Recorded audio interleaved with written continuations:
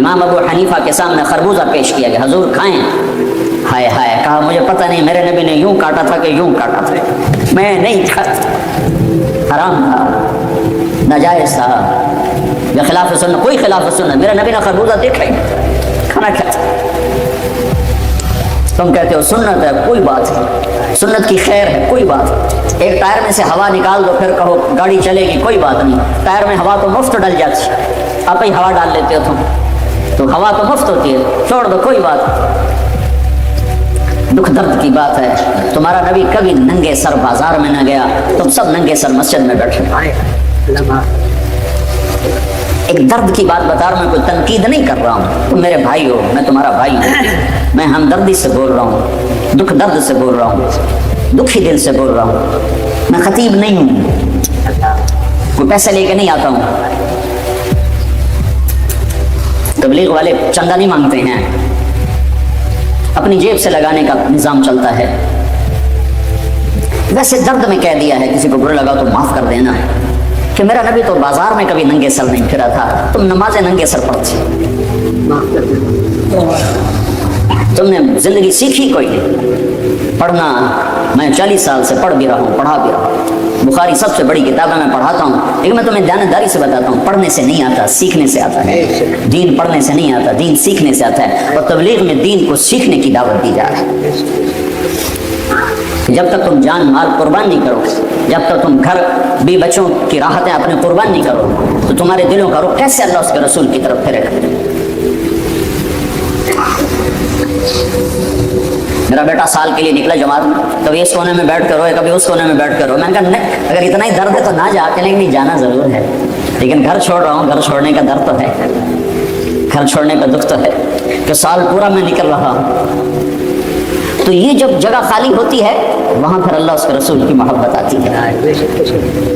تو میرے رب نے قرآن کو دسترخوان کے طور پہ اتارا ہے، کہیں توحید ہے کہ یہ دل کسی ایک کے لیے ہوتا ہے۔ محبت دیکھو، محبت تقسیم ہو جاتی ہے، محبت تقسیم ہو جاتی ہے، بیوی سے الگ ہوتی ہے، ماں سے الگ ہوتی ہے، بچوں سے الگ ہوتی ہے، باپ سے الگ ہوتی ہے، اپنے آپ سے الگ ہوتی ہے، دوستوں سے الگ ہوتی ہے، محبت تقسیم ہوتی ہے۔ لیکن محبت میں ایک مقام ہے جہاں آ کر وہ ناقابل تقسیم ہو جاتا ہے، اس کو پھر عربی میں عشق کہتے ہیں۔ عشق،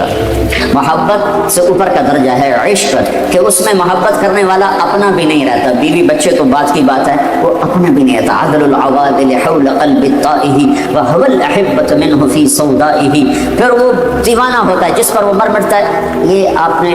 یہاں تو نہیں نظر آتا، لیکن آپ پاکستان سے آئے ہیں تو درختوں پر ایک بیل دیکھی ہوگی، وہ پیلے سے رنگ کی، پیلے سے رنگ کی بیل دیکھنے کا، وہ جس درخت کو چمٹ جاتی ہے تو درخت برباد ہو جاتا ہے، اس کو اردو میں کہتے ہیں آکاس، آکاس بیل، اور اس کو عربی میں کہتے ہیں عشقہ، عشقہ عشق سے ہے عشقہ، اس کو عربی میں کہتے ہیں عشقہ۔ کیا مطلب؟ کہ درخت جو کچھ کماتا ہے اس پہ لگا دیتا ہے، درخت اپنے لیے بھی کچھ نہیں چھوڑتا، ہر شے اس پہ فنا کر کے چوتھے دن وہ خالی کھڑا ہوتا ہے، اور پھر آتا ہے آنے والا اور کلہاڑا مار کے اس کو کاٹتا ہے اور چولہے میں جلا کے اس کی راکھ ہوا میں بکھیر دیتا ہے۔ اس کو کہتے ہیں عاشق۔ اور اللہ ہم سے یہ مطالبہ کرتا ہے توحید میں کہ ایک کا ہو جا، ایک کا۔ وَإِلَٰهُكُمْ إِلَٰهٌ وَاحِدٌ لَا إِلَٰهَ إِلَّا هُوَ الرَّحْمَٰنُ الرَّحِيمُ الف لام میم اللہ لا الہ الا هو الحی القیوم اللہ لا الہ الا هو الحی القیوم وإلهكم إله واحد لا إله إلا هو الرحمن الرحيم إنني أنا الله لا إله إلا أنا فاعبدني الله لا إله إلا هو له الأسماء الحسنى فإن تولوا فقل حسبي الله لا إله إلا هو عليه توكلت وهو رب العرش العظيم رب المشرق والمغرب لا إله إلا هو فاتخذه وكيلا هو الله الذي لا إله إلا هو عالم الغيب والشهادة هو الرحمن الرحيم هو الله الذي لا إله إلا هو۔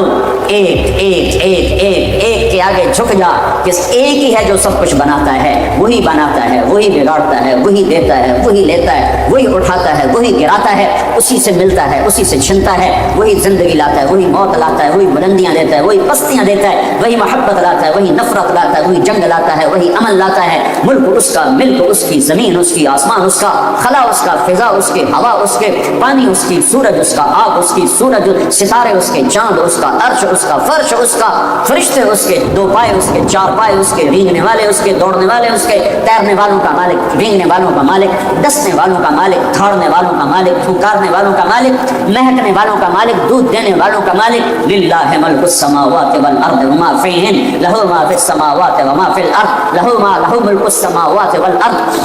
یحیی ویمیت وهو على كل شيء قدير، هو الاول والآخر والظاهر والباطن وهو بكل شيء عليم، هو الله الذي لا اله الا هو الملك القدوس السلام المؤمن المهيمن العزيز الجبار المتكبر الخالق البارئ المصور القهار الغفار القهار الرزاق الفتاح العليم القابض الباسط الخافض الرافع المعز المذل السميع البصير الحكم العدل اللطيف الخبير الحليم العظيم الغفور الشكور العلي الكبير الحسيب المقيت الجليل الكريم الرقيب المجيب الواسع مجيد الباعث الشهيد الحق الوكيل القوي المتين الولي الحميد المحصي المبدي المعيد المحيي المميت الواجد الماجد الواحد الاحد الصمد القادر المقتدر المقدم المؤخر الاول الاخر الظاهر الباطن الوالي المتعال البر التواب المنتقم العفو الرؤوف مالك الملك ذو الجلال والاكرام المقسط الجامع الغني المغني المانع الضار النافع النور الهادي البديع الباقي الوارث الرشيد الصبور جل جلاله ذلكم الله ربكم الحق یہ اللہ ہے۔ یہ قرآن کا دسترخوان ہے اور اس پر چنو میں تیری روح کا کھانا سامان لا الہ الا اللہ، لا الہ الا اللہ، یہ اٹھا لے یہ، ورنہ تیری حیثیت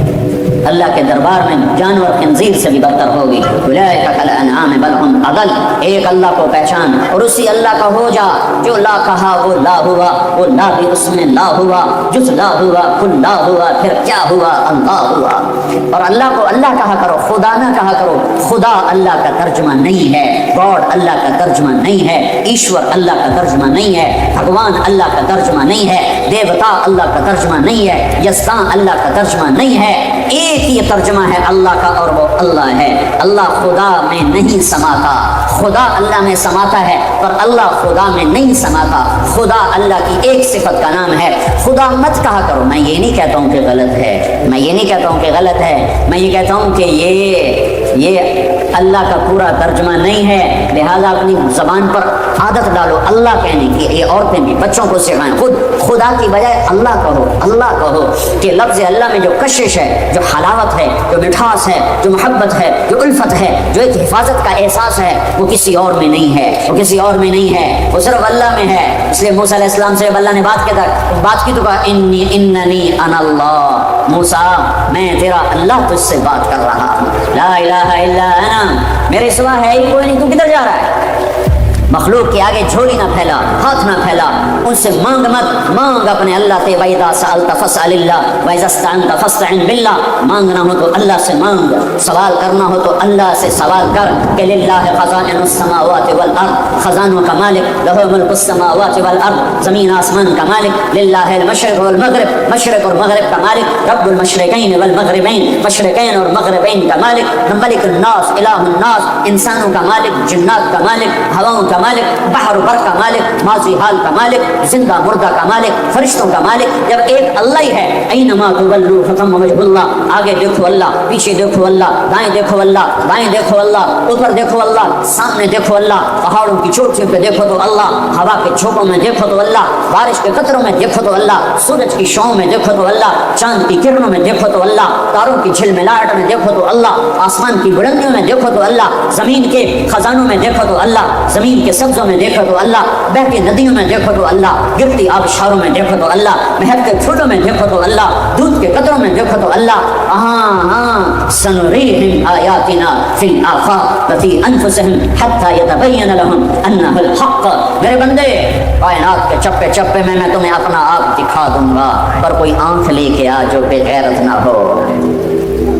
وہ آنکھ لے کے آ جو بے غیرت نہ ہو، تو تمہیں چپے چپے میں تیرے رب کے جلوے نظر آئیں گے۔ وہ کان لے کے آ جو گانے نہ سنتے ہوں، تو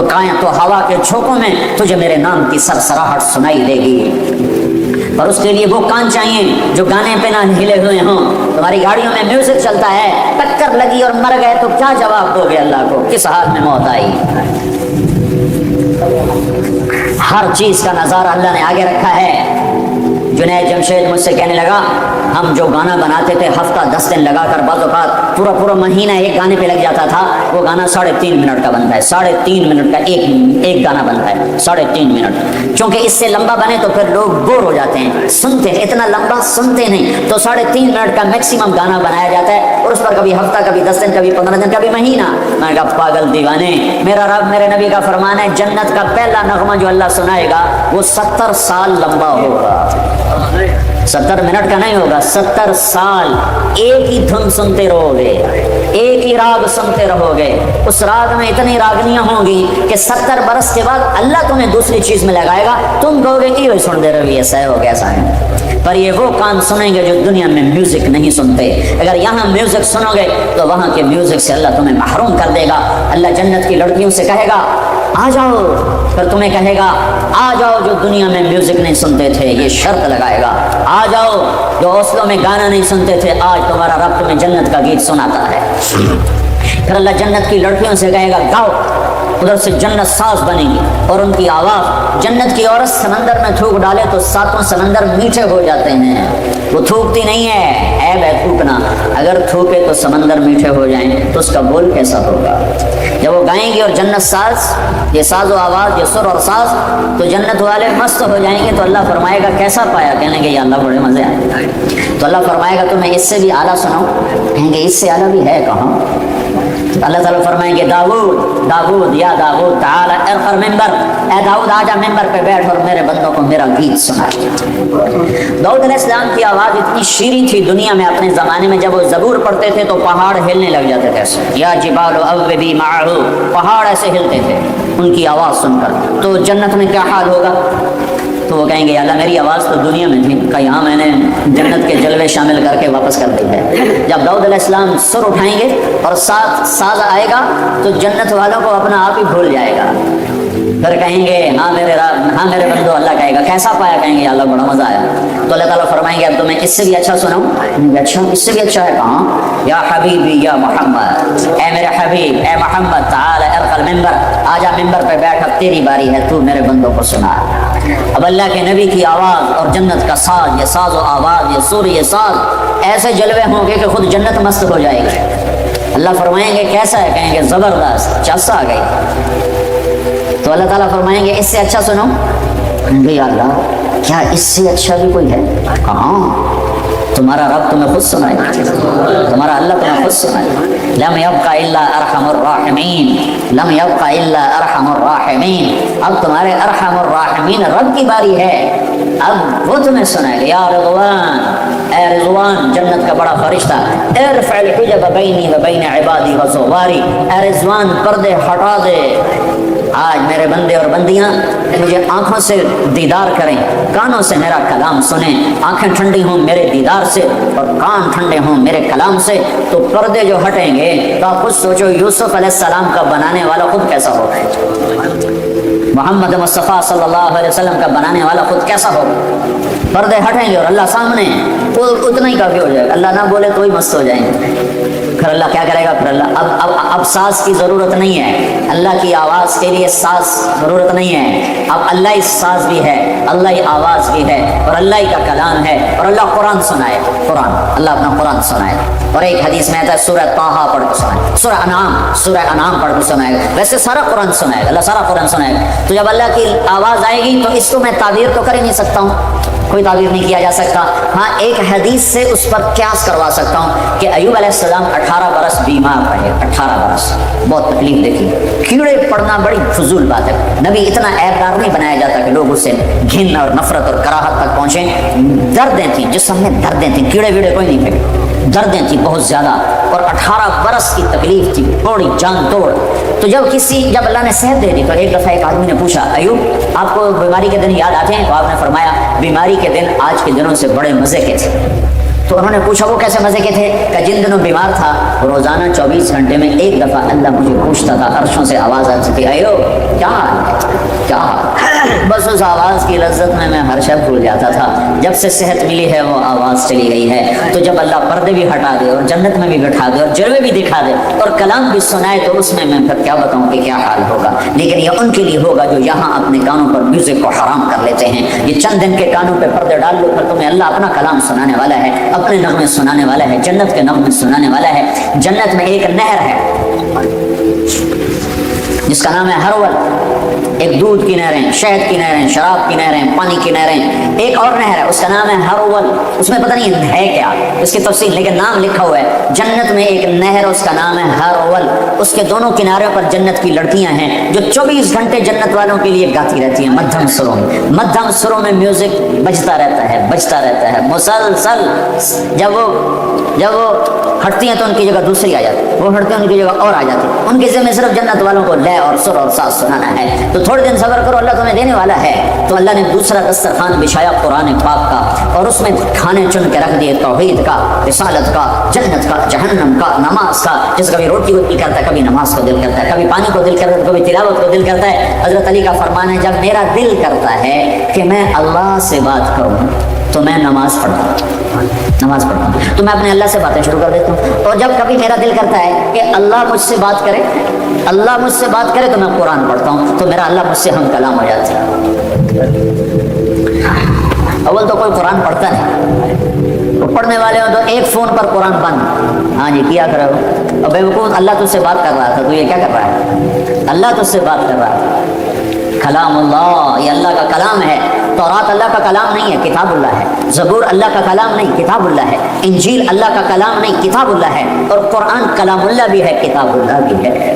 یہ اللہ کا کلام ہے جو براہ راست اللہ کی ذات سے نکلا۔ تورات لکھوائی گئی، زبور لکھوائی گئی، انجیل لکھوائی گئی، اس لیے 50 سال کے بعد ہر کتاب تبدیل ہو کر رہ گئی اور 2 کتابوں کے نام مٹ گئے۔ تیسری کتاب وہ کتاب ہی نہیں جو عیسیٰ علیہ السلام پر اتاری گئی تھی۔ یہ تو لوقا اور متی، یوحنا اور مرقس، یہ 4 بڑے لوگ ہیں جو حضرت عیسیٰ علیہ السلام کے تقریباً 70 سے 110 سال کا فاصلہ ہے۔ پہلا لوقا ہے جو 70 برس کے بعد ہے، اور پھر مرقس تک 110 سال ہیں۔ 70 سے 110 سال کے درمیان ان 4 آدمیوں کی یادداشت میں جو تھا انہوں نے وہ لکھا، اس کا نام بائبل ہے۔ یہ وہ نہیں جو عیسیٰ علیہ السلام پر اتری تھی، یہ کتابیں تھیں، یہ کلام نہ تھا۔ اور قرآن کلام اللہ ہے اور قرآن کتاب اللہ ہے۔ وتمت کلمۃ ربک صدقا وعدلا لا مبدل لکلماته انه لقول الفصل وما هو بالهزل احكمت آیاته ثم فصلت من لدن حکیم خبیر قرآنا عربیا لقوم يعلمون بشيرا ونذيرا فأعرض أكثرهم فهم لا يسمعون لو أنزلنا هذا القرآن على جبل لرأيته خاشعا متصدعا من خشية الله وتلك الأمثال نضربها للناس لعلهم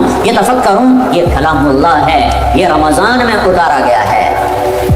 ایک عجب بات ہے، روح طاقتور ہوتی ہے جب جسم پہ بھوک ہوتی ہے، روح میں قوت پیدا ہوتی ہے جب جسم بھوکا ہوتا ہے۔ امام غزالی نے فرمایا، جس دن میرے اوپر فاقہ آیا اس دن میرے اوپر علم کا نیا دروازہ کھلا ہے۔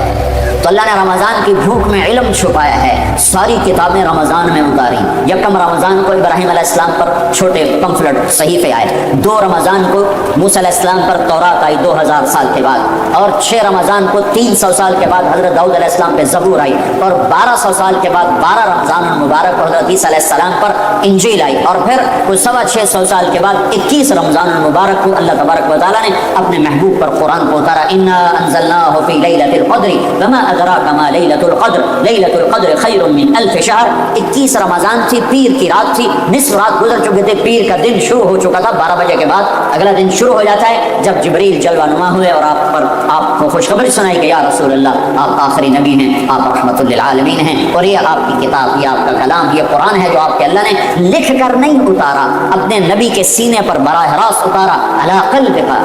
قلبک نزل بہ الروح الامین علی قلبک، سیدھا میرے رب کی ذات سے نکلا اور آ کے محمد مصطفیٰ کے دل پر اترا اور دل سے زبان پر آیا۔ اس کلام کو مٹایا نہیں جا سکتا، بدلا نہیں جا سکتا، تبدیلی نہیں لائی جا سکتی، یہ نہ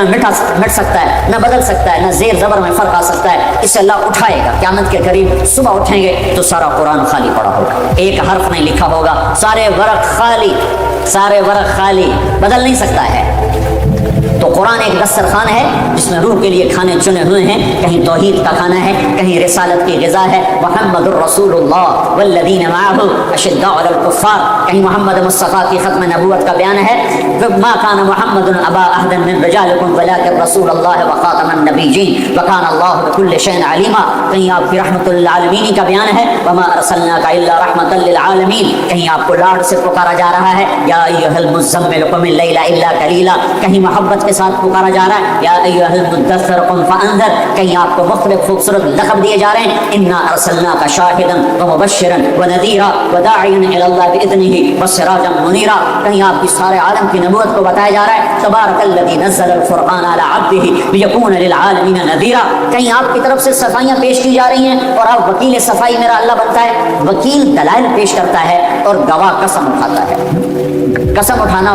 وکیل کے، جو وکیل قسمیں اٹھانا شروع کر دے تو وہ کچا پڑ جاتا ہے، وکیل کا کام ہے دلائل دینا، اور گواہ سے قسم اٹھائی جاتی ہے، ہمارے دیش میں عدالت میں گواہ سے قسم اٹھائی جاتی ہے، اللہ واحد ذات ہے جو اپنے حبیب کے لیے وکیل بھی بنتا ہے، گواہ بھی بنتا ہے، قسمیں بھی اٹھاتا ہے، والنجم اذا ہوا ما ضل صاحبكم وما غوى وما ينطق عن الهوى ان هو الا وحي يوحى علمه شديد القوى ذو مرة فاستوى وهو بالافق الاعلى ثم دنا فتدلى فكان قاب قوسين او ادنى فاوحى الى عبده ما اوحى ما كذب الفؤاد ما راى افتمارونه على ما يرى، قسمیں اٹھاتا ہے گواہ بن کر، دلائل دیتا ہے وکیل بن کر، فلا اقسم بما تبصرون وما لا تبصرون انه لقول رسول کریم وما هو بقول شاعر قليلا ما تؤمنون ولا بقول كاهن قليلا ما تذكرون، قسمیں والضحى والليل اذا سجى ما ودعك ربك وما قلى وللآخرة خير لك من الاولى ولسوف يعطيك ربك فترضى الم نشرح لك صدرك ووضعنا عنك وزرك الذي انقض ظهرك ورفعنا لك ذكرك انا اعطيناك الكوثر فصل لربك وانحر ان شانئك هو الابتر، یہ رسالت کو چنا ہے روح کے دسترخوان پر کہ اس چشمے سے سیراب ہو، محمدی نظر آ، اے امت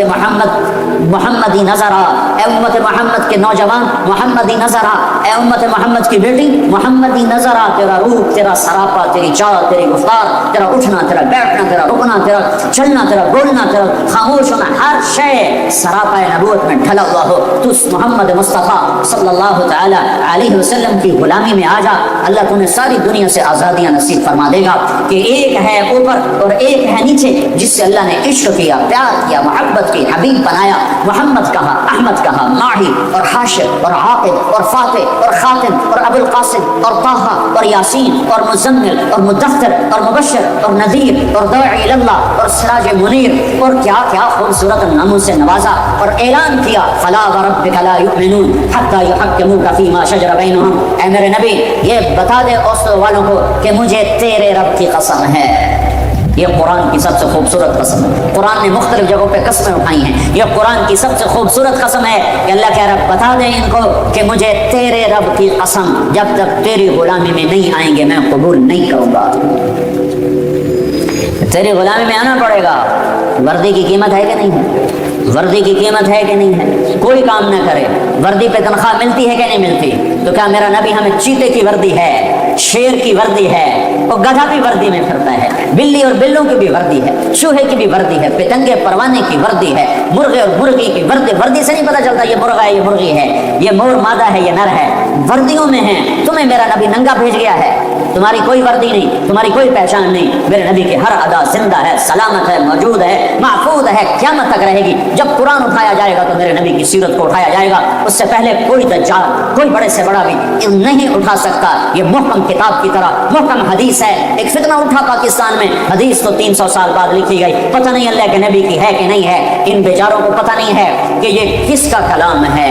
یہ کس کا کلام ہے اور کون حفاظت کر رہا ہے، میری ماں مر گئی، میرا ابا مر گیا، میں نے ان کی چیزیں اٹھا کے سنبھال کے رکھ لی، میں چھوٹا سا ذمہ دار ہوں، میں اپنی طاقت کے مطابق اپنے ماں باپ کی چیزوں کو ضائع نہیں ہونے دیا، ان کو میرے کسی کام کی نہیں ہے، بس یادگار ہے، میرے ابے دی ہے، اے میری اماں دی ہے، اے میرے ابے دی شیروانی کھلوتی ہے، اے ٹوپی کھلوتی ہے، اے کھسا پہ ہوئے ہے، یہ یادگار ہیں، میں نے اپنی وسعت کے مطابق ان کی چیزوں کو سمیٹا، میرا اللہ کتنا طاقتور ہے جس کی ان القوۃ للہ جميعا قل ان الامر كله للہ للہ الامر من قبل ومن بعد ان الامر كله للہ، اس اللہ نے ارادہ کیا کہ میں نے محمد مصطفیٰ کی ہر چیز کو محفوظ کرنا ہے، کوئی ہے دجال جو میرے نبی کی حدیثوں میں من گھڑت حدیثیں داخل کر دے، اللہ سو گیا ہے، اللہ غافل ہو گیا ہے، اللہ تعالیٰ کی طاقت سے بڑھ گئے ہیں دجال، اور انہوں نے اللہ کے نبی کے کلام میں کلام داخل کر دیا. نہیں نہیں نہیں، یہ سارا کلام سند کے ساتھ ہمارے پاس آیا ہے، بغیر سند کے ایک قول نہیں ہے. میں نے بخاری محمد عبداللہ سے پڑھی،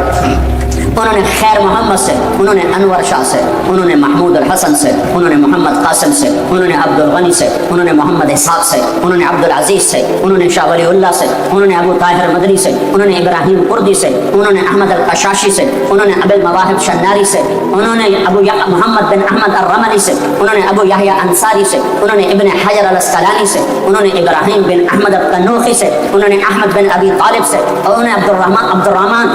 الرحمن بن اول سے، انہوں نے حسین بن مظفر الداودی سے، انہوں نے محمد بن یوسف الفربری سے، اور انہوں نے امام بخاری سے، امام بخاری نے حمیدی سے، حمیدی نے سفیان سے، سفیان نے یحییٰ بن سعید سے، انہوں نے محمد بن ابراہیم سے، انہوں نے علقمہ بن وقاص سے، انہوں نے عمر بن خطاب سے، اور انہوں نے محمد مصطفیٰ سے سنا انما الاعمال بالنیات. میں ایک حدیث کے پیچھے سارے سلسلے پڑھ کے سنا دیے ہیں کہ میں طارق جمیل نوائے وقت سے پڑھ کے نہیں بول رہا ہوں، اور میں اردو ڈائجسٹ سے پڑھ کے نہیں بول رہا ہوں، اور میں ریڈر ڈائجسٹ سے پڑھ کے نہیں بول رہا ہوں، ٹائم میگزین سے پڑھ کے نہیں بول رہا ہوں. میرے پیچھے 31 واسطے ہیں، میں ان واسطوں سے کہہ رہا ہوں انما الاعمال بالنیات. نیتوں کا دار و اعمال کا دار و مدار نیتوں پر ہے. میرے نبی کی ہر بات یوں مہر لگی ہوئی ہے، سکہ بند ہے.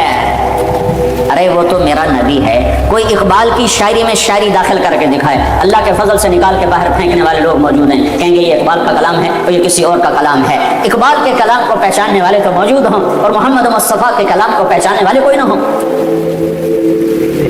رہیں گے جب تک سورج مغرب سے نہیں نکلتا. میرے نبی کی ہر ادا محفوظ ہے. یہ تو میں نے آپ کو روحانی نسب نامہ سنایا ہے، یہ میرا روحانی نسب نامہ ہے. اپنے نبی کا تم خاندانی نسب نامہ بھی سنو کہ وہ محمد بن عبداللہ بن عبد المطلب بن ہاشم بن عبد مناف بن قصی بن کلاب بن مرہ بن کعب بن لبی بن غالب بن فہر بن مالک بن نضر بن کنانہ بن خزیمہ بن مدرکہ بن الیاس بن مدر بن نزار بن معد بن عدنان بن اود بن حمیصہ بن سلامان بن عوس بن بوز بن قلوات بن عبی بن عوام بن ناشد بن حزا بن بلغاف بن یدلاف بن طابق بن جاہم بن ناحش بن ماقی بن عیفی بن عبقر بن عبید بن الدعاء بن حمدان بن سنبر بن یثربی بن یحزن بن یلحن بن درعوہ بن عیدی بن زیشان بن عیسر بن اقناط بن ایہام بن مقصر بن ناحر بن زارع بن سمی بن مزی بن عوض بن عرام بن قیدار بن اسماعیل بن ابراہیم بن آدر بن ناحور بن سرود بن رعو بن فائد بن عابر بن ارفخشاد بن سام بن نوح بن لامک بن متوشال بن ادریس بن یرد بن ملحل ایل بن قینان بن آنوش بن شیس اور بن آدم علیہ الصلوۃ والسلام.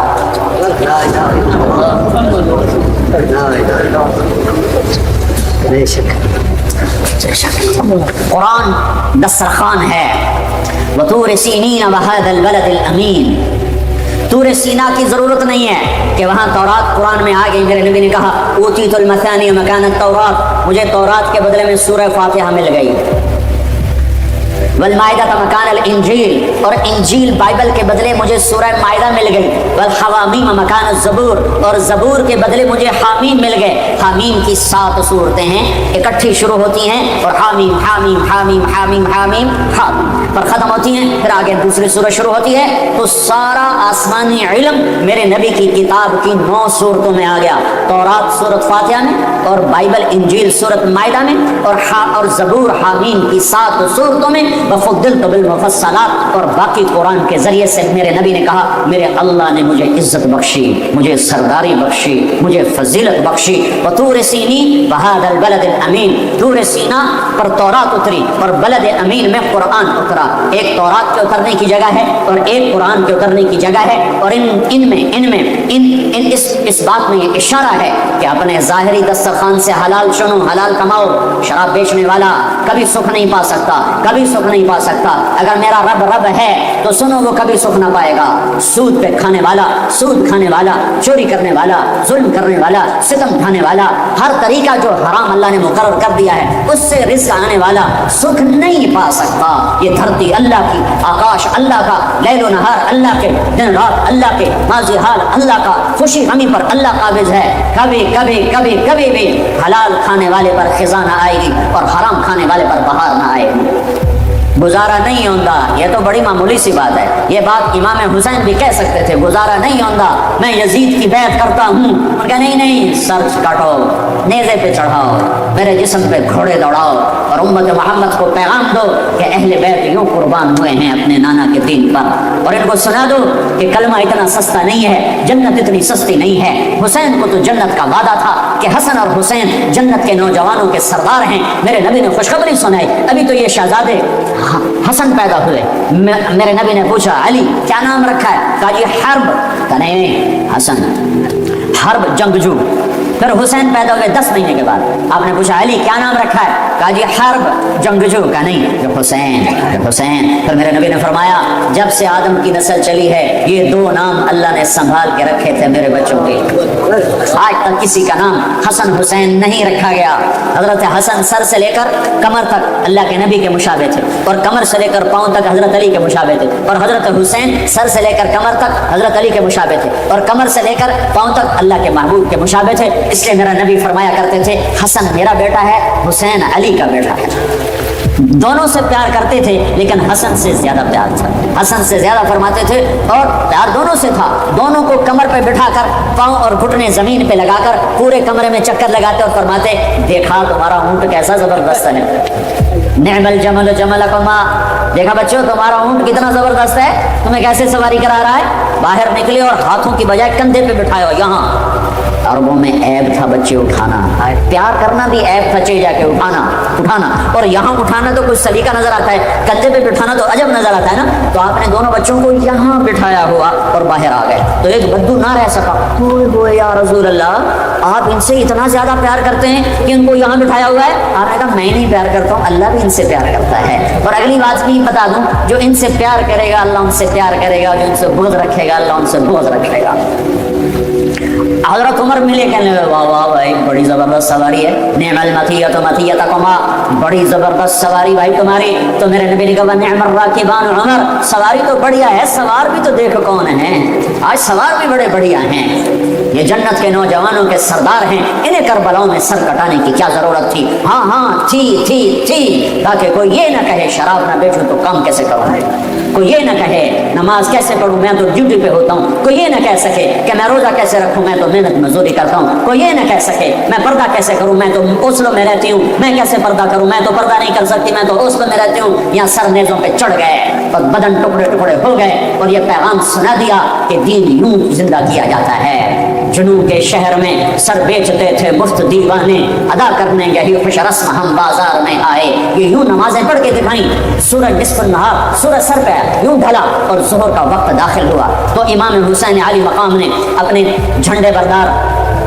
زہیر رضی اللہ تعالیٰ عنہ، 3 جھنڈے تھے، ایک زہیر کے پاس، ایک بھائی عباس کے پاس، ایک حبیب کے پاس، زہیر رائٹ پر، عباس درمیان میں، حبیب لیفٹ پر۔ تو زہیر کو بلا کر فرمایا ان سے کہو ہمیں نماز پڑھنے کے لیے تھوڑی مہلت دے دو، نماز کی اب بھی ضرورت ہے، اب بھی ضرورت ہے، اب تو جنت تیار ہو چکی ہے، اب تو حوریں باہیں پھیلائے کھڑی ہیں استقبال کرنے کے لیے، جنت کے دروازے کھل چکے ہیں، اب ضرورت کیا ہے نا؟ ہاں ہے اوسلو والوں کو پیغام دینا ہے کہ زیر خنجر بھی یہ پیغام سنایا ہم نے، اوسلو والوں کو پیغام دینا ہے کہ تم 100 میں 2 بھی نمازی نہیں رہ چکے ہو، کوئی 100 میں 1 ٹوٹا پھوٹا نمازی پھرتا نظر آتا ہے، انہیں پیغام دینا ہے کہ یوں نمازیں پڑھی جاتی ہیں، نہ بھی پڑھتے تو جنت تیار تھی۔ جنگ سے پہلے اونگ آ گئی، آنکھ کھلی تو ہنسنے لگے۔ بہن زینب نے پوچھا بھائی کیوں ہنسے ہو؟ فرمایا اللہ کے رسول کو خواب میں دیکھا ہے، کہہ رہے بیٹا میں لینے کے لیے آ چکا، میں آ چکا۔ تو نہ پڑھ ہوں کیڑی گل نماز دی، نہیں ہے، اگلی امت کوئی نہیں پڑھنی، انہوں نے دسنا ہے، این پڑھی جاندی ہے، سرے دار تکبیریں کہی جاتی ہیں، خون آلود پیشانیوں سے سجدے کیے جاتے ہیں، کٹے ہوئے بدنوں کے ساتھ تکبیریں پڑھی جاتی ہیں، فوارہ بنے ہوئے جسموں کے ساتھ تکبیریں پڑھی جاتی ہیں۔ یہ پیغام سنانا ہے کہ کل قیامت کے دن کوئی یہ نہ کہہ سکے میں کیسے پڑھتا، کوئی یہ نہ کہہ سکے میں ہوٹل کیسے چلاتا اگر شراب نہ بیچتا، بیچ دے ہوٹل ریڑھی لگا لے، یا اللہ کے سامنے کھڑا ہونے کا منکر ہو جا، یا محمد مصطفیٰ کی رحمتوں کا احسانات کا انکار کر دے کہ میرے اوپر کوئی احسان نہیں، میرے نبی میں جو کیتا ہے آپ کیتا ہے۔ کس کے سامنے جانے والے ہو؟ جس کی اولاد کے کٹے سر اس کے سامنے ہوں گے۔ تمہاری بیٹیاں زینب سے زیادہ قیمتی ہیں، تمہارے بیٹے حسین سے زیادہ قیمتی ہیں، یا اپنی تاریخ بدل دو، کتابوں کو آگ لگا دو، جنت کو آگ لگا دو، دوزخ کو پانی سے بجھا دو، اور اگر یہ نہیں کر سکتے تو توبہ کرو، اس طرح سے زندگی سے باز آؤ۔ یہ ہلاکت کا راستہ ہے، یہ جنت کا راستہ نہیں ہے، یہ راہیں ادھر نہیں جاتی جدھر اللہ ملتا ہے، یہ چند دن کی دنیا ہے، تو کہ حرص و حوث کو چھوڑ میاں، مت دیس بدیس پھیرے مارا، قذاق اجل کا لوٹے ہے دن رات بجا کر نقارا، کیا بدیا بھینسا بیل شتر، کیا گونی پلہ سر بھارا، کیا گیہوں چاول موٹ مٹر، کیا آگ دھواں اور انگارا، سب پھاٹ پڑا رہ جائے گا جب لاد چلے گا بنجارا، اجل ہی نے چھوڑا نہ کسرا نہ دارا، اسی سے سکندر صفاتے بہارا، ہر ایک لے کے کیا کیا نہ حسرت سے نارا، پڑا رہ گیا سب یوں ہی ٹھاٹ سارا، جگہ جی لگانے کی دنیا نہیں ہے، یہ عبرت کی جا ہے تماشا نہیں ہے، وہ تم تو راوی بھول گئے ہو، میں تو راوی سے ہر مہینے گزرتا ہوں، وہ راوی کے کنارے ایک ٹوٹا سا مکان ہے، جن کو بھی جہاں شب کی سیاہی کا سما ہے، کہتے ہیں یہ آرام گہے نور جہاں ہے، نور جہاں خود ظلمتوں میں سوئی پڑی ہے۔ زہیر نے گھوڑا آگے بڑھایا اور شمر سے کہا جنگ روکو، ہمیں نماز پڑھنے دو، اس نے کہا ہم تمہیں نماز میں بھی زندہ نہیں چھوڑ، قتل کرے، تمہیں نماز میں بھی قتل کرے، نماز کی کوئی چھٹی نہیں ہے۔ تو انہوں نے واپس آ کے عرض کی حضور وہ نماز کی اجازت نہیں دے رہے، تو آپ کہتے چلو ٹھیک ہے لڑو مرو، کہ نہیں نہیں نہیں، اوسلو والوں کو پیغام دینا ہے، وہ سوئے پڑے ہیں، کہ نہیں نہیں، آدھے ان سے جنگ کرو اور آدھے اللہ اکبر کہو، آدھے صفیں بناؤ اور آدھے ان سے ٹکراؤ، 25 آدمی 20 تو شہید ہو چکے تھے ظہر تک۔ یہ ایسے نمازی دھرتی نے کبھی نہیں دیکھے، آسمان نے کبھی نہیں دیکھے، فرشتوں نے کبھی نہیں دیکھے کہ اپنے خون سے وضو ہو رہا ہے کہ کربلا کی مٹی سے تیمم ہو رہا ہے، خون آلود پیشانیوں کے ساتھ، فوارہ بنے بدنوں کے ساتھ، ٹوٹے پھوٹے اعضاء کے ساتھ، اللہ اکبر۔ جب انہوں نے تکبیر پڑھی ہوگی تو آسمان پہ کیا ہلچل مچی ہوگی، جب انہوں نے سجدوں میں سر رکھا ہوگا تو دھرتی نے کیا کیا غصے لیے ہوگے۔ تم کراؤن کے ہی غلام بن کے رہ گئے ہو، ہائے ہائے ہائے ہائے، یہ بھی کوئی زندگی؟ اسلام آباد پلاٹ لینا ہے، گھر بناونا ہے، اس واسطے میں ہوٹل چلاونا ہے، میں شراب بیچنی ہے، میں پیچھا گھر بناونا ہے۔ قرآن دسترخوان ہے جس پہ رنگا رنگ کے کھانے چنے ہوئے ہیں، کہیں توحید کے، کہیں رسالت کے، کہیں نماز کے، کہیں روزے کے، کہیں ذکر کے، کہیں تلاوت کے، کہیں عبادت کے، کہیں حقوق اللہ کے، کہیں حقوق العباد کے، پورا دسترخوان ہے جو رمضان میں اترا ہے۔ یہ قرآن کا مہینہ ہے، ساری آسمانی کتابیں رمضان میں۔ رمضان کو رمضان کیوں کہتے ہیں؟ چودھری رمضان ہے، رمضان کو رمضان کیوں کہتے ہیں؟ رمضان کا مطلب ہے جل جانا، جل جانا، جل جانا، رمضان یار مودو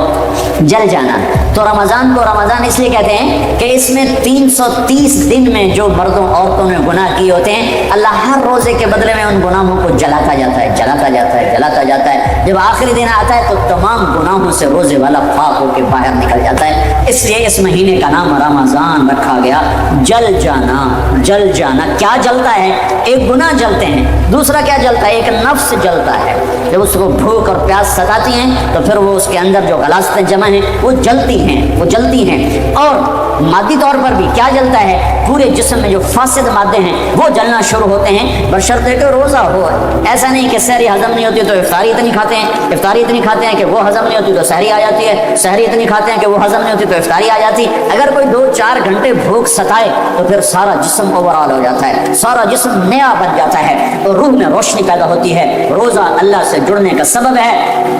الصوم لی وانا اجزی بہ، روزہ میرے لیے اور روزے کا بدلہ میں خود، نماز کا بدلہ جنت، ذکر کا بدلہ جنت، ایمان کا بدلہ جنت، تلاوت کا بدلہ جنت، تعلیم و تعلم کا بدلہ جنت، اور روزے کا بدلہ اللہ نے کہا روزے کا بدلہ میں خود ہوں، روزے کا بدلہ میں خود ہوں، وانا اجزی بہ۔ اور یہ قرآن دسترخوان ہے جس میں ایک اور چیز بھی چنی ہوئی ہے جسے تم اور میں بھلا چکے ہیں، وہ ہے ھذا بلاغ للناس، یہ پیغام ہے لوگوں کو پہنچانے کے لیے، یہ پیغام ہے لوگوں کو پہنچانے کے لیے۔ تبلیغ کا کام اس ایک آیت پر چل رہا ہے، اور ایسے 400 آیات ہیں، 400 آیات ضمناً، صراحتاً، اشارتاً، جس میں اللہ اس امت کو یہ پیغام دے رہا ہے کہ تمہارے نبی کے بعد کوئی نبی نہیں ہے، اب میرا قرآن اوروں تک پہنچانا تمہارے ذمے ہے۔ ایک آدمی کہتا میں تو ان پڑھ آدمی، میں قرآن کیا پہنچاؤں گا؟ بہت آسان، قرآن کا علمی انداز میں پہنچانا اور اس کا وہ ایک اور حکم ہے، قرآن کی تعلیمات کو پہنچانا ایک اور حکم ہے، قرآن کا خلاصہ لوگوں تک پہنچانا ایک اور حکم ہے۔ ساری آسمانی کتابوں کا خلاصہ ہے قرآن، اور سارے قرآن کا خلاصہ ہے سورۃ فاتحہ، اور سورۃ فاتحہ کا خلاصہ ہے ایاک نعبد و ایاک نستعین، صرف تیری بندگی، صرف تیرے آگے سوال۔ اگر میں اعجاز صاحب سے کہتا ہوں بھائی اعجاز صاحب آپ صرف اللہ کی بندگی کرو اور صرف اللہ سے مدد مانگو، تو میں نے سارے قرآن کی تبلیغ ان کو کر دی اور سارے قرآن کا پیغام میں نے ان کو پہنچا دیا۔ تبلیغ علماء کا کام نہیں ہے، تبلیغ عوام کا بھی کام ہے، علماء کا بھی کام ہے، یہ صرف علماء کا کام نہیں ہے۔ ہاں مسائل بتانا، علمی رموز اسرار بتانا، حدود شریعت بتانا، یہ علماء کا کام ہے، لیکن تبلیغ تو سب کا کام ہے، سارے امت۔ میں گورنمنٹ کالج لاہور میں پڑھتا تھا، ہمارے کالج کا لڑکا تبلیغ کیا کرتا تھا، کوئی عالم نہیں تھا، ایم اے آنرز کر رہا تھا، اس نے پورے پنجاب یونیورسٹی میں ٹاپ کیا اور گولڈ میڈل لیا،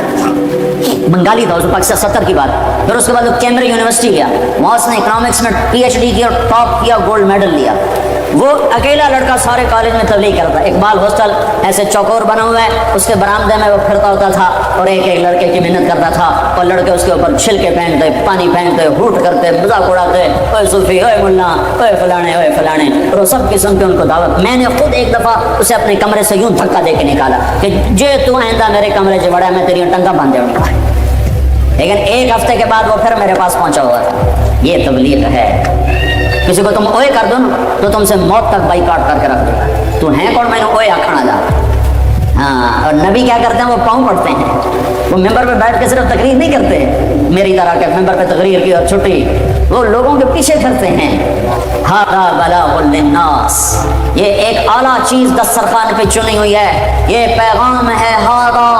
ھذا ھذا،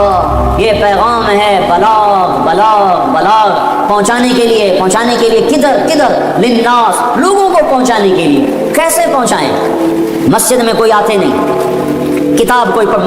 میرے والد صاحب رحمۃ اللہ علیہ بڑے ذمہ دار تھے اور کچھ دینداری بھی تھی، تو وہ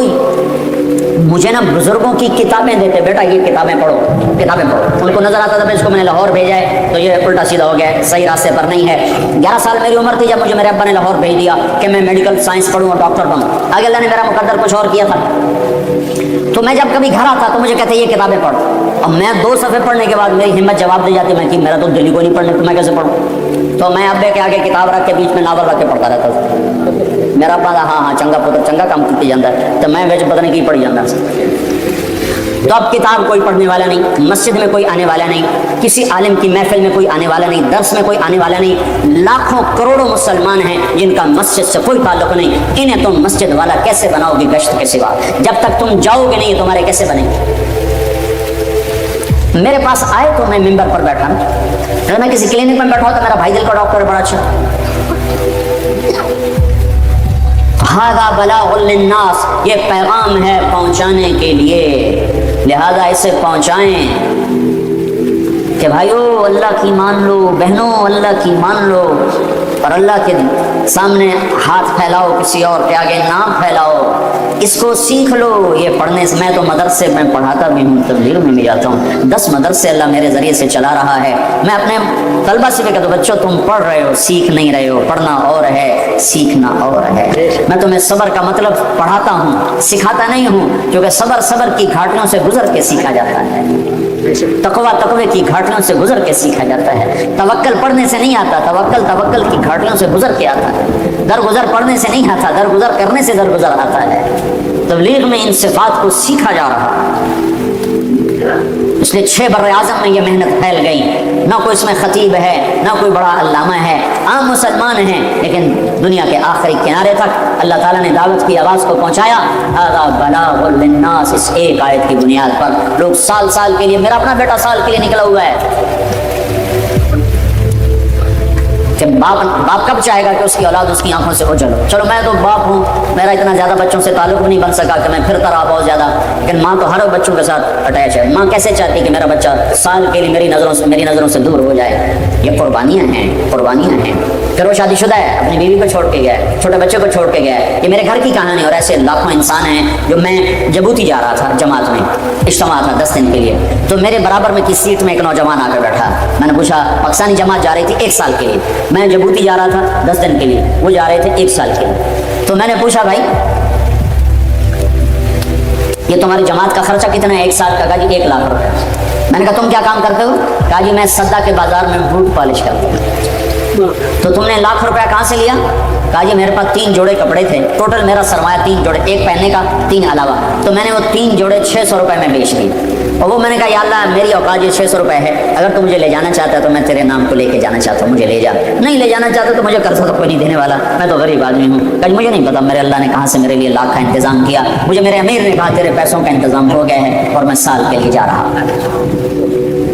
یہ عجیب و غریب نمونہ وجود میں ہے کہ اپنی جیب پر زد ڈال کے اپنے بھی بچوں کو چھوڑ کر 4 مہینے سال کے لیے دور دراز ملکوں میں جانا، کہ ایک آدمی میرے اس سفر میں کوئی ایک نوجوان نمازی بن جائے، کوئی ایک نوجوان کسی ایک سنت پہ عمل کر لے تو میرے سارے سفر کی قیمت ادا ہو، کہ اللہ کے نبی کا ایک ایک طریقہ 7 زمین آسمان سے زیادہ قیمتی ہے۔ تو ھذا بلاغ للناس، یہ قرآن کا دسترخوان ہے جس پر ایک اعلیٰ کھانا چنا ہوا ہے جسے آج امت کھانے کو تیار نہیں، کہ یہ بھی بچے چھوڑ کے جانا کہاں لکھا ہوا ہے؟ میں نے کہا جہاں لکھا وہاں تم پڑھتے ہی نہیں، جہاں لکھا وہاں تم پڑھتے ہی نہیں، پڑھو تو تمہیں پتہ چل جائے کہ کہاں لکھا ہوا ہے، جہاں لکھا ہے وہاں تم پڑھتے نہیں۔ تو میرے بھائیوں